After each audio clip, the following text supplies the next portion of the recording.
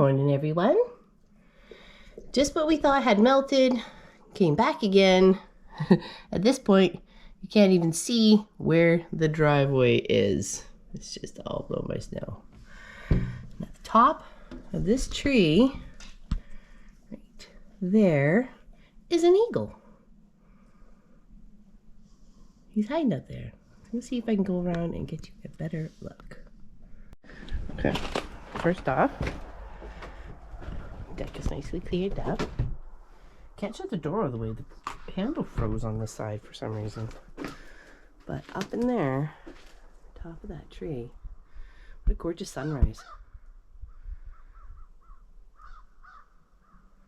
All the birds, but he's up there.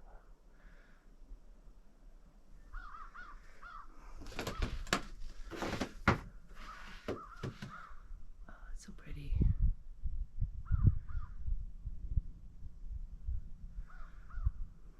Pretty clouds. East Coast sunrise. Here's the shop. Looks like I got some shoveling to do.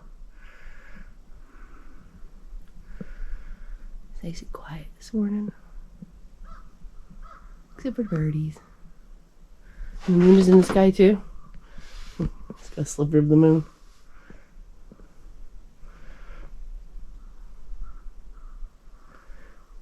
I can walk over there. I miss the slippers. Boots. It's the front. So pretty. Oh, he's up there. What are you doing? What are you doing? Are you sneaking in the kitchen? Yeah, you were, weren't you?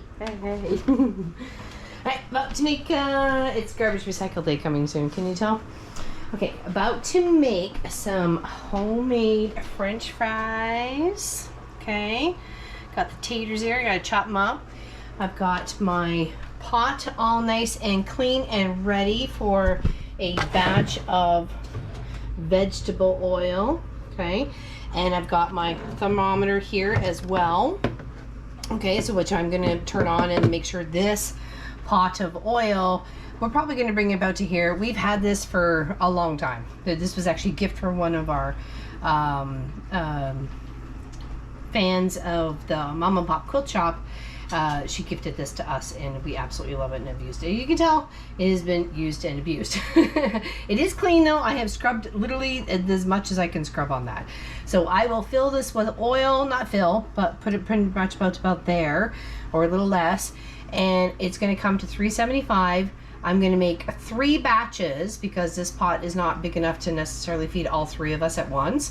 So I'm going to make 3 batches of French fries, okay, to go with it. I've got some breadcrumbs from the day old breads and stuff like that just happening. Well, I'm just toasting them up and I'm going to make breadcrumbs out of them. So this is the ones for the whole wheat. Nobody likes the ends of them, so I just toast them up and make my own breadcrumbs. And then we have some leftover meat sauce, tomato meat sauce that Munchkin made for dinner last night, and we are going to have that on the homemade French fries with a little bit of cheese. So we have some cheddar, old cheddar. I like old cheddar. Old cheddar is my favorite, totally. And then I have a little tiny bit of mozzarella in here, and then, you know, the little doodad. Munchkin found this. I really like it actually, because when you grate the cheese, it actually goes right into the container. And then if you wanted to, oh, there's cheese back there too, apparently. You can put the what's left over of the bar or something like that, put it out there and put it in the fridge. You don't have to worry about it. Or whatever's left over grated, you can put in there and put in the fridge. So, well, hopefully you can see that now. All right, sorry the dishwasher's on. I got things happening in here. Got 20 something seconds till the sourdough. That's the sourdough, and then the other part was the whole wheat. And yeah, I'm gonna get to chopping. So we'll see you when the oils come to temperature and I can put my first batch of French fries in. Okay, see you soon.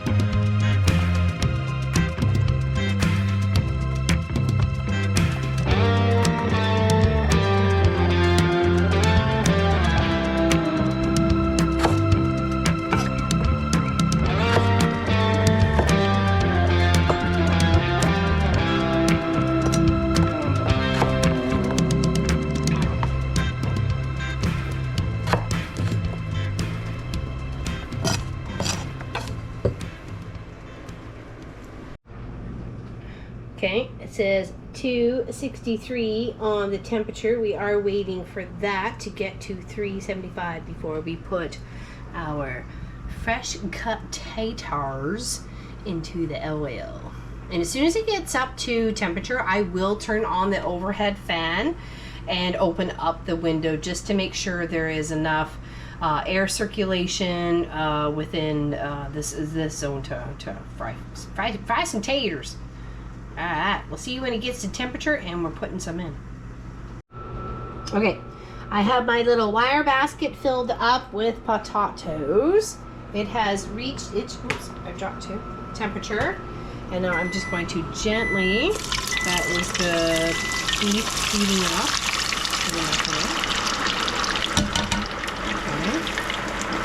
You don't want to fill it too high because there's a lot of moisture in those potatoes, okay? There really is. So, and you have to account for the moisture to bubble out. Hence why I've seen a lot of like scary videos with turkey or frozen turkeys and I'm trying to fry them. So that will take probably about maybe, I don't know, 5 to 8 minutes to finish cooking, to the point where we want to put some of the meat sauce and the cheese, and then of course I've got some I've got some mushrooms chopped up and some lettuce, and then of course the cheese, and then there's the rest of my breadcrumbs, bread toasted to literally make breadcrumbs out of. So we can make schnitzel and add it to meatloaf and meatballs and all sorts of fun stuff like that. So yeah, we're making progress. Look at us go, having lunch. Hopefully you make some homemade french fries. Now it does drop temperature. Actually, let's stop back for a second. It does drop temperature. As you can see right there, it dropped to 265. So you want it to get back up to at least 350, 375 for cookage and timeline wise, but you got to give it still about 8 to 10 minutes. Okay? But keep an eye on it. We'll see when the first batch is done. Alright, so we've been cooking pies for a little while. They are getting nice and golden. They literally are almost done. I'm going to put them on a plate, top it up with the beef, the cheese, the lettuce, and the mushrooms, and that is lunch. Lunch. It looks so good and tastes so good. So top is up first, and then munchkin, and then meat. Tell me to shut that stuff, isn't it? Here we go. This is what Pop has topped his homemade french fries with the meat sauce and then mushrooms and lettuce, and he is ready to rock. Almost forgot to tell you that we picked up some freeze-dried ingredients to tide us over just in case we don't get our canning stuff done or our preserved things done before next fall. We have some super sweet corn, some carrots, some potatoes, some onions, some green beans, some grilled chicken, broccoli, and strawberries. And I really thought this was a good basic start to stock up with, just in case. Only water is necessary for these items to hydrate, and then you can pretty much reuse the liquid that's left over after it. So it's usually, from what I've been reading, for like the beans, you need 1 cup of beans and like 3/4 cup of water, and same with the strawberries and stuff like that. And we're very excited to have this in the house, so we know that if we can't cook anything because the power's out or anything like that, we have food. It just needs to be hydrated. It's all cooked and ready to go. So we are very happy and more secure in living out here on the 90 acres with these sorts of things in our midst of, things we can use. Okay. So happy for the purchase. For those 8 cans, it was approximately $350. $56.85. Okay, so that's what it was. Okay. But I can tell you that all three of us, including Sophie, if need be, we could live off of this for quite some period of time.